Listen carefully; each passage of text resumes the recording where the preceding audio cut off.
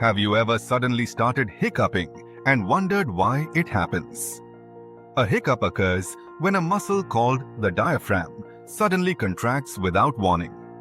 The diaphragm is the muscle that helps you breathe by moving up and down under your lungs. When it spasms unexpectedly, it causes you to quickly inhale air. At the same moment, your vocal cords close suddenly, creating the familiar hic sound.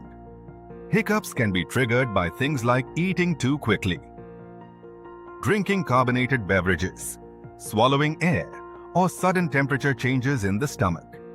However, if hiccups last for many hours or happen very frequently, it's important to speak with a healthcare professional. In most cases, hiccups stop on their own within a few minutes. Understanding why hiccups happen can help you better recognize how your body responds to everyday triggers.